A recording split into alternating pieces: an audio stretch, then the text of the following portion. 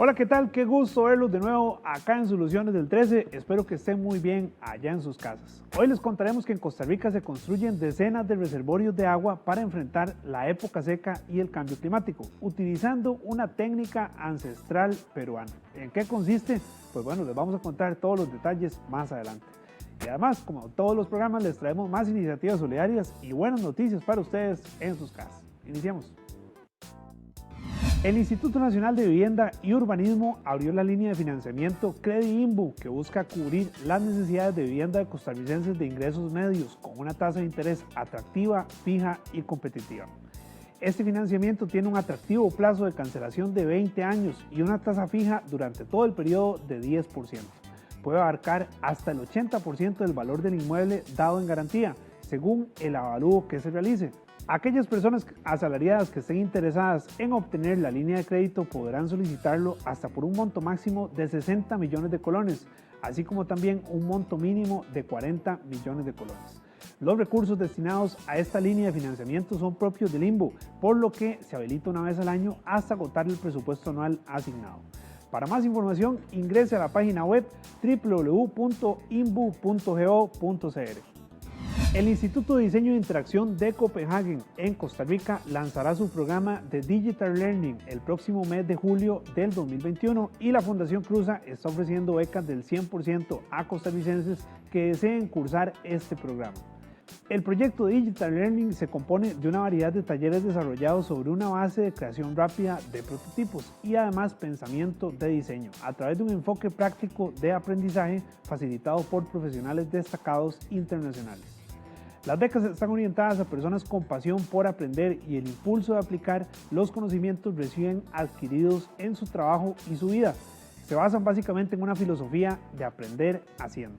El proceso de aplicación para las becas estará abierto hasta el 27 de junio en el siguiente enlace que aparece en estos momentos en pantalla. Jóvenes que guardan prisión en el Centro de Formación Juvenil Surquí en Heredia participarán en un programa formativo que los preparará en gastronomía hotelera. Esto será posible mediante el convenio firmado por el Ministerio de Justicia y Paz y la empresa Autóctono Cooks. El Ministerio de Justicia y Paz proveerá las instalaciones para que la Academia Gastronómica imparta sus lecciones, que serán primero virtuales antes de pasar a la modalidad presencial.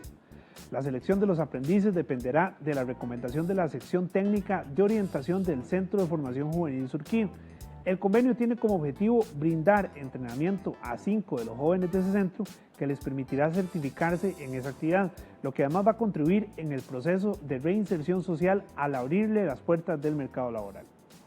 Y en su campaña Sálgase de la fila del banco, el Banco de Costa Rica busca ofrecer la opción de canales digitales como el formulario electrónico y los asesores de servicio, pero también tiene a disposición de sus clientes los canales alternativos, como los cajeros automáticos multifuncionales y la red de puntos Tucán. Conozcamos más detalles en la siguiente nota. Sálgase de la fila del banco es la nueva campaña del BCR con la que busca motivar a sus clientes para que realicen sus trámites por medio de sus distintos canales alternativos. La campaña Sálgase de la fila lo que pretende es facilitar la vida financiera de todos nuestros clientes. Pretende que ese tiempo que un cliente lo necesita para trasladarse hasta una oficina física lo puede invertir en todas sus necesidades personales. Adicional a los canales digitales que tenemos en el banco, tenemos a disposición los canales alternativos, que son nuestros cajeros automáticos y toda la red de puntos Tucán. Los puntos Tucán son los corresponsales no bancarios que tienen a disposición todos los clientes. Es un Banco de Costa Rica en la pulpería del barrio, es un Banco de Costa Rica en la farmacia más cercana, es un Banco de Costa Rica pequeñito en donde puede realizar una cantidad enorme de transacciones financieras y resolver todo eso sin necesidad de ir a una oficina física. En los cajeros automáticos multifuncionales y en los puntos Tucán, los clientes del BCR pueden realizar distintos trámites bancarios. Tanto en los cajeros automáticos como en la red de Tucanes, los clientes pueden realizar una gran cantidad de transacciones. ¿Qué tipo de transacciones? Puede realizar depósitos, puede realizar retiros, puede hacer consulta de cuentas, lo que le facilita no tener que ir a una oficina física. Todas estas transacciones es como estar yendo a la oficina real, solamente que lo hace a través de estos canales, sea un cajero automático o un punto Tucán. Actualmente existen más de 4.600 comercios afiliados a los puntos Tucán, que brindan servicios a lo largo de todo el país.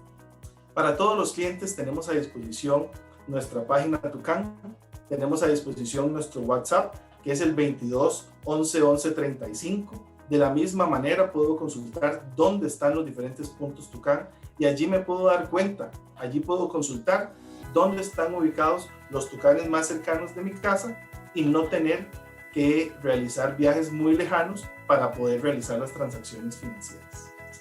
Realice sus consultas a través del WhatsApp 2211 1135, Telegram Banco de Costa Rica, Centro de Asistencia 2211 1111, BCR Chat o al correo centroasistenciabcr@bancobcr.com.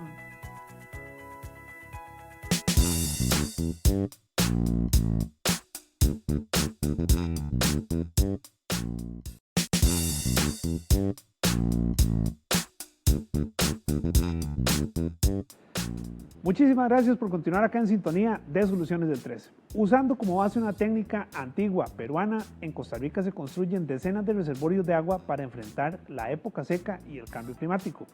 Un trabajo conjunto entre el sector público, personas productoras, comunidades y la Unión Europea ha permitido que el número de reservorios aumente, primero en Guanacaste, pero también en otras partes del país. Don Haris Regidor, presidente ejecutivo del INDER, nos cuenta más detalles a continuación. Pensemos que lo que estamos haciendo referencia es a un estanque, por ponerlo en términos que todos podamos entenderlo, en donde hay una intervención mínima del hombre, ¿verdad? De las actividades productivas. Lo que se hace es utilizar diferentes métodos para que el reservorio tenga la estabilidad de mantener el agua durante algún periodo prolongado. Ese es el concepto del reservorio. ¿Qué es lo que hemos hecho? En esta dinámica, junto con el Ministerio de Ambiente, FONAFIFO y la Asociación para la Investigación y Desarrollo Integral, AIDER, que es de Perú, tuvimos la posibilidad hace 2 años de conocer una técnica utilizada por los incas en que, de alguna manera, ellos utilizaban zonas donde ya hubo un yacimiento de agua para recuperarla, de alguna manera, ellos con piedra, nosotros con arcilla. ¿Qué significa esto? Bueno, significa que al hacer la cóncava, en donde se identifica un lugar donde antes hubo un pequeño suampo, un pequeño yorro, donde hubo inclusive alguna pequeña laguna, se hace una pequeña intervención o excavación donde no se utiliza, en el caso de los que estamos aplicando con ellos, con esta técnica en la zona norte, en la zona de Chorotega, no se utiliza ningún tipo de material de microtela, por ejemplo, para que sea un elemento más natural. Se utiliza mucho la arcilla para que la arcilla pueda establecer siempre ese proceso de microfiltrado del agua y tener la posibilidad de que el estanque, o en este caso el reservorio, pueda tener más condiciones de agua. Los primeros reservorios que se empezaron a hacer en el país, a construir en el país, fueron justamente en la zona de Guanacaste. Hace poco, por parte también del INDER, se comunicó que ya inició la construcción de 12 nuevos reservorios. Tiene sentido, aunque no solamente es por eso, pero tiene sentido que se empiece en Guanacaste, dado por las condiciones de sequía que ya se ha vivido ahí, ¿cierto? Un nivel de urgencia, podríamos pensar que sí, es más prolongada la estación seca en la región Chorotega. Sin embargo, el cambio climático también nos ha llevado a tener que extender el tema de los reservorios. Para el año 2021 hemos planteado la posibilidad de construir 28 reservorios y no quiero equivocarme, estamos incorporando 70 millones de colones en el presupuesto ordinario para que en conjunto con AIDER, FONAFIFO, el Ministerio de Ambiente y algunas organizaciones de productores podamos hacerlo. Hemos incorporado, y esto es muy importante, iniciamos en Guanacaste, en la región, en la zona alta de Bagaces, pero estamos pasándonos a la región central norte, que esto es Cartago, la Pacífico Central, que es Punta Arenas, Huetar Norte, que es San Carlos para los Chiles, y la Pacífico Central Norte, que tiene que ver con la región de Chorotega, propiamente en las zonas bajas. antes de pasar justamente a este tema de los reservorios en otras partes del país, nada más a precisar que en este momento se están haciendo o se van a instalar estos reservorios en Guanacaste, en zonas de Avangares, Cañas, Pagaces, Tilarán, Liberia y La Cruz. Ahora sí, luego de este dato, ¿por qué también es necesario pensar en reservorios, don Haris, en lugares donde la gente pensaría, pero ahí llueve todo el tiempo? Como Cartago, por ejemplo, porque también ustedes anunciaron que se van a empezar a construir, o ya se están construyendo reservorios en zonas como Tierra Blanca. ¿Por qué hacerlos ahí? Porque así como todos crecimos pensando que el agua era un recurso inagotable y podíamos dejar el tubo abierto mientras nos lavábamos los dientes, también en el sector agropecuario y agrícola nos hemos dado cuenta que con el cambio climático y los estudios que hacemos con respecto a los enfoques tanto de precipitación como de temperaturas han variado fuertemente. Entonces hay zonas en las que creemos que por la abundancia de la precipitación siempre van a haber oportunidades de recurso hídrico. No necesariamente esto es así. Recordemos que también la abundancia de agua, dependiendo del tipo de actividad productiva de la que se trate, eso más bien perjudica la actividad productiva de la que se trate. ¿Qué ha sucedido en zonas como Cartago o zonas como la región norte, en lugares como Upala, por ejemplo, Los Chiles o inclusive en algunas partes de Ciudad Quesada? Pues bien, que el cambio climático empezó a determinar una serie de transformaciones en los tiempos del clima como tal, para mencionarlo en esa manera. Se nos ha ampliado las brechas de la sequía, pero además se ha cambiado de época. Los veranillos de San Juan ya no son en la época en que siempre los esperábamos, sino que se nos pasa un mes adelante, un mes atrás, y esos elementos impactan negativamente en la actividad productiva. Entonces, creemos que zonas como Tierra Blanca, que siempre son llenas de brumas y que hay mucho alto nivel de precipitación, esa precipitación no deja de ser cierto. Durante un periodo del año colabora para la actividad productiva, pero la intervención del cambio climático hace que también los periodos de sequía se prolonguen. Y es durante ese periodo de prolongación donde la situación se ve más compleja. Por eso es que estamos adelantándonos a los hechos en donde el cambio climático podría alargar mucho más las sequías y los reservorios empiecen a constituirse ya no como un lujo, sino como un componente normal de cualquier productor o productora en nuestro país que tiene allí identificada con claridad de manera gratuita, porque es agua llovida la que tiene reservada para poder mantener durante algún periodo, inclusive en algunos casos hasta 3 meses, algunos reservorios de entre 350 y 400 centímetros cúbicos de agua. Eso es bastante y es muy favorable. Importante precisar los datos solamente en lo que es la zona de Guanacaste, que ya mencionamos. La inversión es de 70 millones para construir 12 nuevos reservorios de un total de 28 que se estarán ubicando en los cantones que ya mencionamos.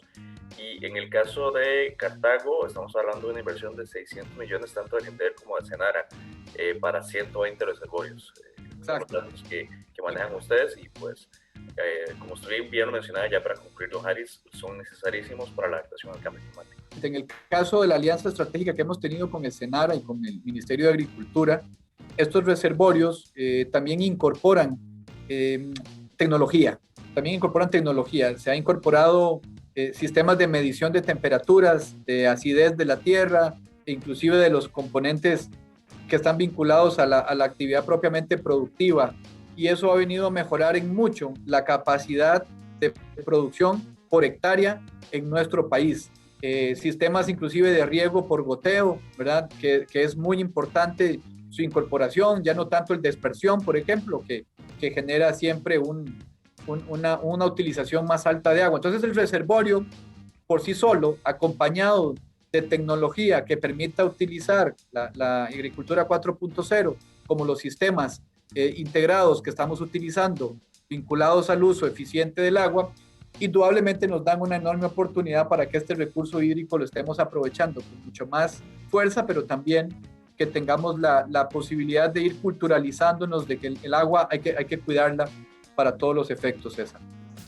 Bueno, y es momento de hacer una pausa, pero no se despegue la pantalla de 13 Costa Rica Televisión, que ya casi volvemos con más información.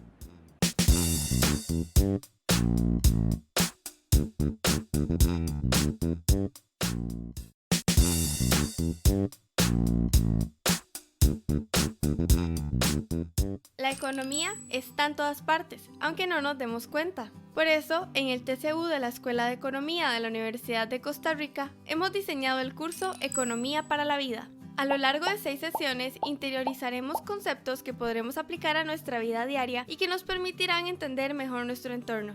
Acompáñanos a hacer un breve recorrido por el contenido de las clases. Clase número 1.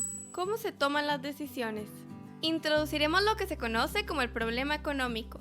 El hecho de que a menudo quisiéramos hacer muchas cosas, pero nuestros recursos son limitados. Esto nos obliga a tomar decisiones. Conversaremos sobre 4 conceptos clave para hacerlo: el costo de oportunidad, los costos hundidos, el análisis marginal y los incentivos. Comprender estos conceptos nos ayudará a tener más criterio a la hora de tomar decisiones en nuestra vida diaria. Clase número 2. Comportamiento y dependencia del entorno. Nuestras decisiones dependen de más factores de los que pensamos. A menudo actuamos por inercia, guiados por lo que hacen otros o por lo que la publicidad nos induce a escoger. Nos dejamos llevar por el impacto inmediato de nuestras acciones y no medimos sus consecuencias futuras. En esta clase comentaremos estudios que han verificado estas situaciones en distintos contextos y llevaremos a cabo actividades ilustrativas que nos pondrán a prueba. Todo esto nos permitirá ser más conscientes de nuestro entorno y tomar decisiones con más lucidez. Clase número 3. Finanzas personales. El dinero es un instrumento poderoso porque nos da acceso a actividades, bienes o productos que nos permiten desarrollarnos como personas. Por esa razón debemos saber utilizarlo.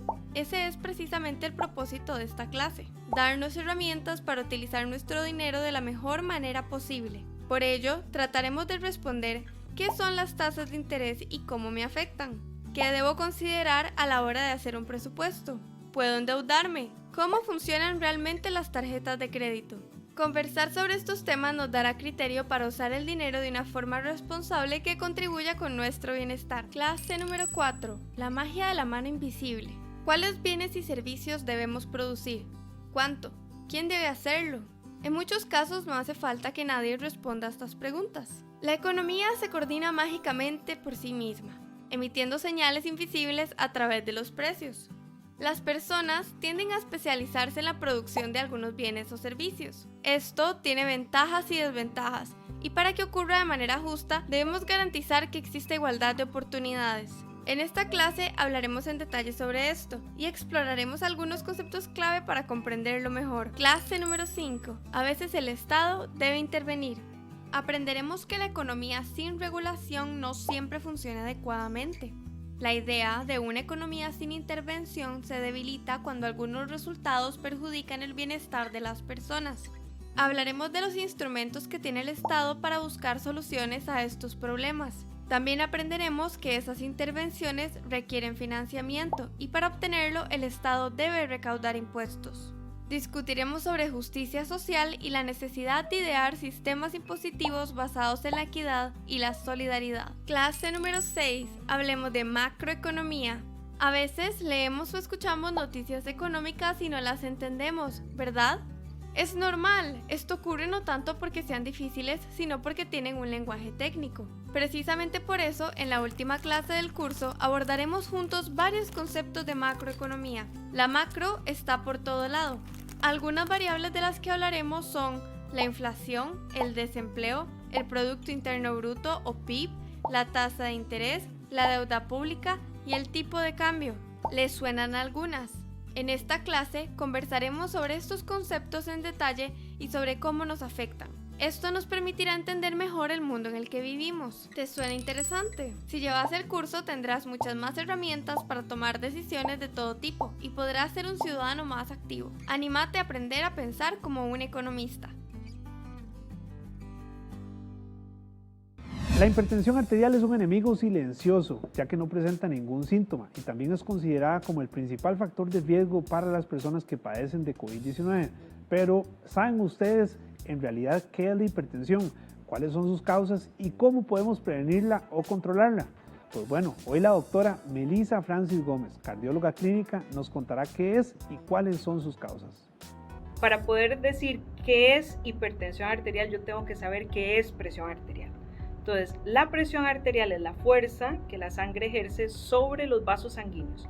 Y los vasos sanguíneos, a su vez, son un grupo de tubos que van a llevar, para poderlo hablar coloquialmente y que sea comprensible para la población general, lo que va a hacer es llevar la sangre desde el corazón, que es una bomba madre, hasta el resto del cuerpo. Entonces, una presión contra el vaso sanguíneo constantemente elevada es hipertensión arterial. Las causas de la hipertensión en realidad es un abanico o es una constelación de factores de riesgo. El principal, yo siempre a los pacientes les digo, usted puede borrar de su historial todo menos la herencia genética que tiene. Si su papá es hipertenso, si su mamá es hipertensa, si sus abuelitos fueron hipertensos o sus tíos, usted ya tiene un código genético. O sea que existe una causa genética para la aparición de la hipertensión. Sin embargo, afortunadamente en la hipertensión, como todas las enfermedades cardiometabólicas, llámese hipertensión arterial, diabetes, obesidad o la constelación completa que se llama síndrome metabólico, hay cosas que usted tiene y que tiene dos escenarios. El escenario de lo que me heredaron y el escenario de lo que yo ayudo a desarrollar.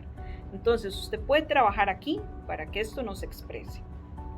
Entonces, de eso podemos deducir que la hipertensión se puede causar por tener sobrepeso o obesidad, por una mala alimentación por defecto, por la diabetes y además por la herencia que uno recibe de su familia o por ser sedentario. La hipertensión es un enemigo silencioso. Esa en realidad es una frase célebre y que bajo todo punto de vista uno tiene que guardarse aquí, pero sobre todo aquí. ¿Por qué? Porque la hipertensión no da síntomas. Los pacientes algunas veces refieren que pueden tener un dolor de cabeza inespecífico, una jaqueca que puede estar relacionada con el aumento de la presión arterial. Algunas veces tienen mareos que también son catalogados como vértigos y encontramos presión elevada, pero en realidad la presión alta no tiene síntomas. El paciente tiene un síntoma desgraciadamente cuando ya tiene un daño en órgano blanco. Entonces, yo puedo tener un infarto agudo al miocardio por hipertensión, por dos mecanismos. Existen 5 tipos de infartos y eso es importantísimo porque a veces como médicos y los pacientes entienden lo que el médico obviamente le traduce. Entonces, algunas veces nosotros no informamos adecuadamente esa parte en educación al paciente de cuántos tipos de infartos hay. Entonces, el infarto tipo 1 es el que está relacionado con que las arterias coronarias, que son las que irrigan el propio corazón, tengan un problema de obstrucción en su flujo y entonces el músculo cardíaco recibe menos aporte de oxígeno que lo que necesita y se produce un infarto. Pero el tipo 2 también es un problema de oferta y demanda. Entonces, un paciente que tiene una crisis hipertensiva también puede tener un infarto solamente por eso. Obviamente también va a tener una enfermedad coronaria ahí de fondo y también va a tener afectación en la microvasculatura del corazón porque esta presión excesivamente elevada se transmite retrógradamente al músculo cardíaco. Entonces, el músculo cardíaco hace ejercicio todos los días porque tiene que vencer esa onda de pulso tan grande, o sea, tiene que vencer esa presión tan grande que tiene que inyectar con más fuerza y él, para poder satisfacer esa necesidad, lo que va a hacer es modificar su estructura. Entonces, su estructura, que son fibras que van a ir dispuestas en serie, una detrás de la otra, empiezan a ponerse en paralelo. Esto para aumentar la masa. Y para aumentar la masa y aumentar la fuerza de contractilidad. El problema es que cuando el miocardio pierde su arquitectura, empieza a funcionar mal. Entonces también tenemos los problemas de falla cardíaca. Y cuando el corazón empieza a cambiar su arquitectura, también lesiona su microvasculatura, o sea, los vasos más chiquititos. Entonces, a eso le llamamos remodelado cardíaco. Entonces, toda esa aparición y además de fibrosis miocárdica, que es el cambio de la estructura a nivel del tejido ya microscópicamente hablando, hacen que el paciente también pueda desarrollar eventos a nivel microvascular o eventos coronarios de vasos pequeños o de pequeños vasos. Las personas también pueden tener eventos cerebrovasculares o los comúnmente llamados derrames a nivel cerebral, que en realidad se pueden dar. El sistema nervioso central, el cerebro, es especialmente lábil a los cambios de presión. Él tiene un sistema que se llama autorregulación. Entonces, lo que hace es protegerse de ondas de pulso muy grandes, ¿verdad? O de volúmenes muy excesivos, o bien de presiones muy altas. Entonces, lo que puede hacer es que cuando pasa esto, él condiciona esa parte o ese flujo también se ve condicionado y pueden aparecer zonas que no van a recibir la cantidad de oxígeno que se necesita para que el cerebro haga sus funciones, y a esto le vamos a llamar isquemia.